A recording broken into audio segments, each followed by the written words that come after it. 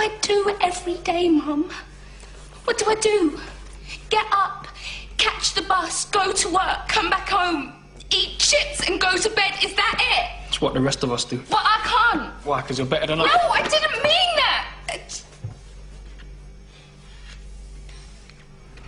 But it was.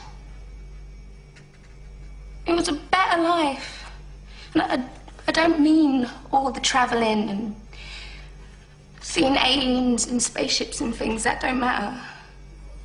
The doctor showed me a better way of living your life. You know he showed you too. That you don't just give up. You don't just let things happen. You make a stand. You say no.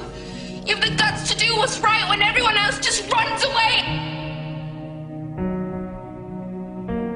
This is today's flat Earth. The fact that we live in the cutting edge of human evolution. The cutting edge of how far humanity has come. Turning a planet of enormous beauty into a shithole ain't the cutting edge of human evolution.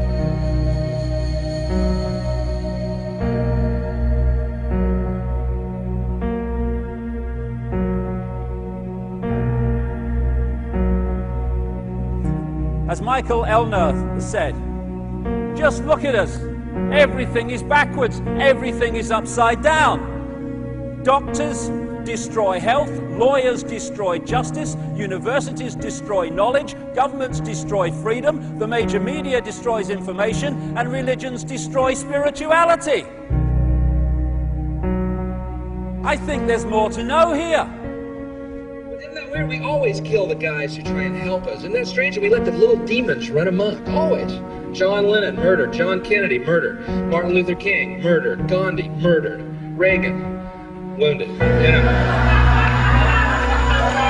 Bad fucking choice. You find that people that are in positions of apparent power, like prime ministers and presidents, are actually puppets of the real power, which doesn't put itself on public display. Why would it?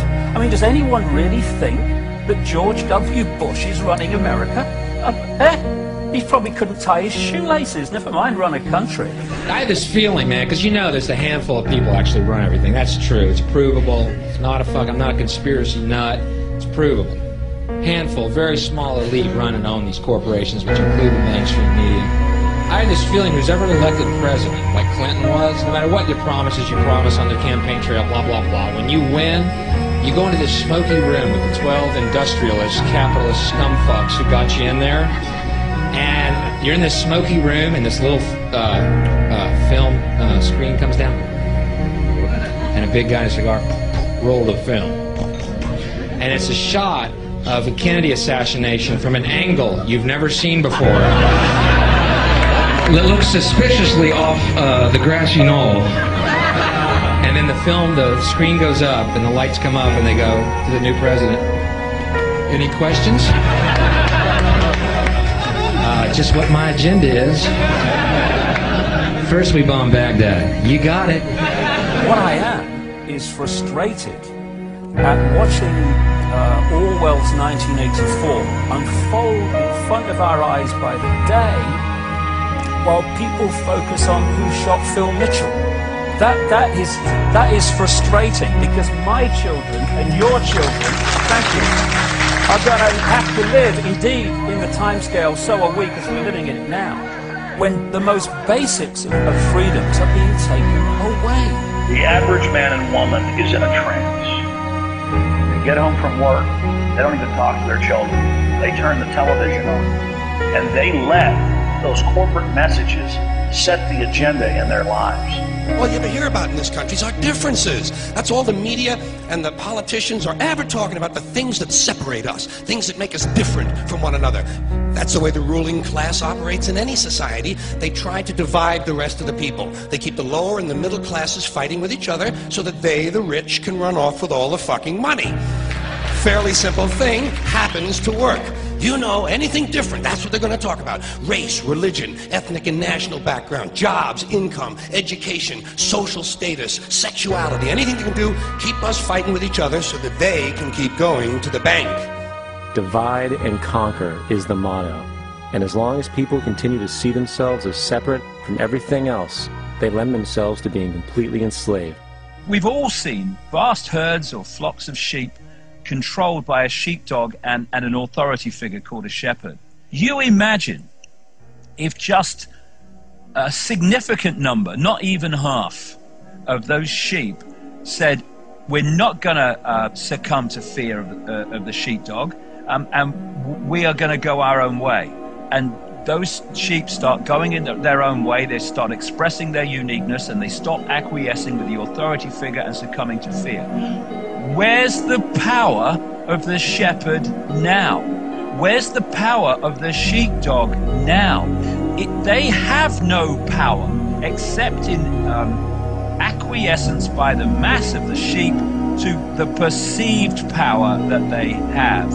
We need to start seeing humanity in these terms very, very quickly. I've seen these ants do great things. And year after year, they somehow manage to pick food for themselves and you. So who is the weaker species? Ants don't serve grasshoppers. It's you who need us.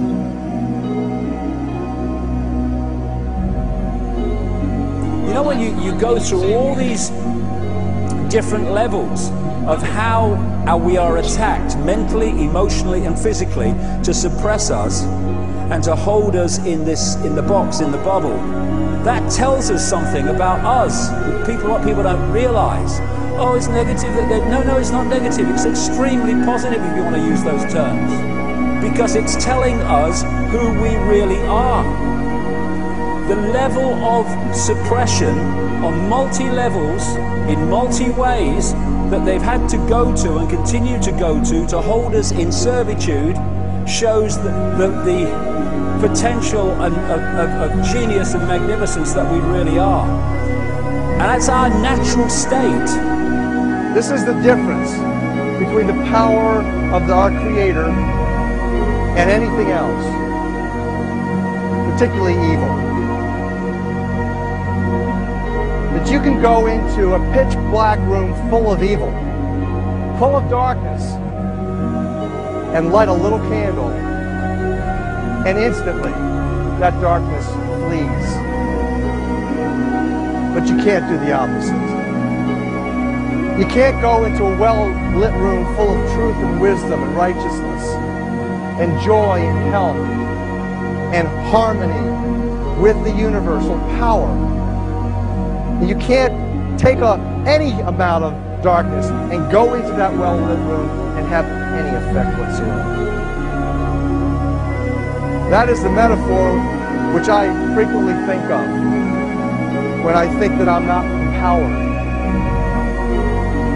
It is the greatest lesson for me, and I think for everybody else, to know that we're on the winning side and that we're winning now. Today, a young man on acid realized that all matter is merely energy condensed to a slow vibration, that we are all one consciousness experiencing itself subjectively. There is no such thing as death. Life is only a dream, and we are the imagination of ourselves. Here's Tom with the weather.